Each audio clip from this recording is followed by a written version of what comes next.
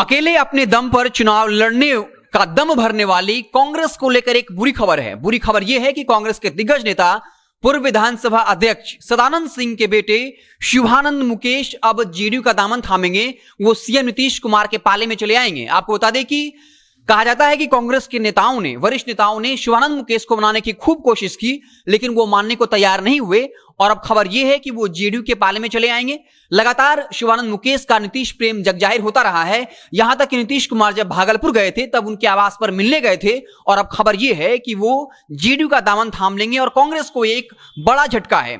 2 जगहों पर विधानसभा उपचुनाव हुए। आरजेडी से अलग होकर कांग्रेस ने अपने प्रत्याशी को उतारा। आरजेडी के नहीं चाहते हुए भी कन्हैया कुमार को अपनी पार्टी में शामिल कराया, लेकिन दोनों विधानसभा के उपचुनाव ने जो है कांग्रेस की दुर्दशा बता दी और साफ तौर पे लोजपा से भी खराब परफॉर्मेंस रहा। लोजपा ने उससे बेहतर प्रदर्शन किया और इसके बाद अब एक बड़ा झटका। आपको बता दें कि जून के महीने में एक खबर प्रकाशित हुई थी, जहां यह खबर थी कि कांग्रेस के 10 विधायक जेडीयू के संपर्क में हैं और बाकायदा 2020 के विधानसभा चुनाव परिणाम आने के बाद जेडीयू को मात्र 43 सीटें मिली, जिसके बाद लगातार जेडीयू अपनी स्थिति को मजबूत करने के लिए जोड़ तोड़ की राजनीति में लगी हुई है। और इसलिए लल्लन सिंह को जेडीयू का राष्ट्रीय अध्यक्ष बनाया गया, जो जोड़ तोड़ की खेल में माहिर माने जाते हैं। लेकिन उस वक्त खबर यह थी कि कांग्रेस के 10 विधायक जेडीयू के पाले में आने को तैयार हैं, लेकिन दल बदल कानून को देखते हुए 3 और विधायकों की जरूरत थी, लेकिन वो शायद 3 विधायक कन्विंस नहीं हो पाए। अगर वो 3 विधायक कन्विंस हो जाते हैं तो फिर कांग्रेस के 13 विधायक जेडीयू के खेमे में चले आएंगे और इसकी पूरी जिम्मेदारी अशोक चौधरी को दी गई है। और अशोक चौधरी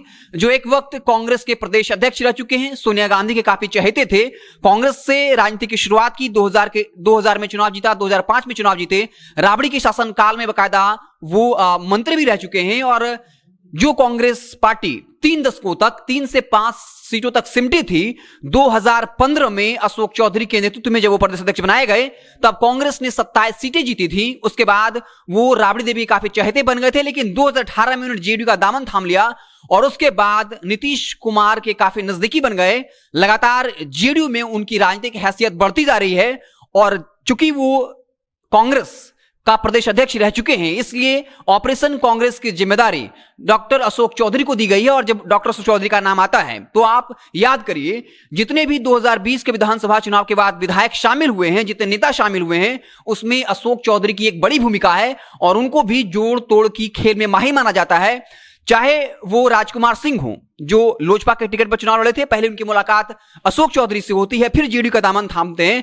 इसके अलावा कई ऐसे नेता हैं, चाहे वो जमा खान हो, निर्दलीय विधायक सुमित सिंह को मनाना हो, हर किसी की मुलाकात पहले अशोक चौधरी से होती है और फिर उनकी एंट्री जो है वो जेडीयू में होती है। तो चूंकि अशोक चौधरी कांग्रेस के प्रदेश अध्यक्ष रह चुके हैं, वो इस ऑपरेशन कांग्रेस को अंजाम दे रहे हैं और इससे भी शिवानंद मुकेश जो है वो जेडीयू के पाले में आ चुके हैं। और लगातार यह दावा किया जा रहा है कि 10 विधायक जेडीयू के संपर्क में है, 3 और विधायक अगर कन्विंस हो जाते हैं तो दल बदल कानून भी नहीं लगेगा और कांग्रेस के 13 विधायक जेडीयू में आ जाएंगे। और इसमें कोई आश्चर्य की बात है नहीं, क्योंकि अलग अलग राज्यों से लगातार ये खबरें आ रही है कि जब से केंद्रीय नेतृत्व कमजोर हुआ है, तमाम कांग्रेस पार्टी के बड़े बड़े नेता अलग अलग पार्टियों में जाकर अपने राजनीतिक भविष्य को सुरक्षित कर रहे हैं। तो साफ तौर पे कांग्रेस को एक बड़ा झटका। कन्हैया कुमार को भले ही पार्टी में शामिल करा लिया गया, लेकिन चुनाव प्रचार के दौरान जो उपचुनाव हुए उसमें कोई वो खासा अपनी उपयोगिता साबित नहीं कर पाए। तो साफ तौर पर एक बड़ा झटका है कांग्रेस को।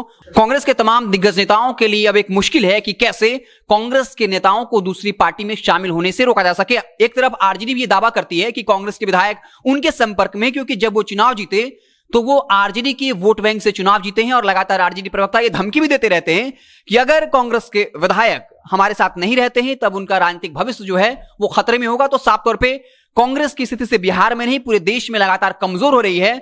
और अब खबर ये है कि कांग्रेस के दिग्गज नेता सदानंद सिंह जिनका इंतकाल हो गया है और बाकायदा उनके बेटे शिवानंद मुकेश की एंट्री जो है जल्द ही जेडीयू में होने वाली है। तो बिहार की सियासत से एक बड़ी खबर थी। आप जुड़े रहिए हमारे साथ, जैसे ही कोई और बड़ी खबर आएगी तो हम उससे आपको इत्तला करेंगे। बहुत बहुत धन्यवाद।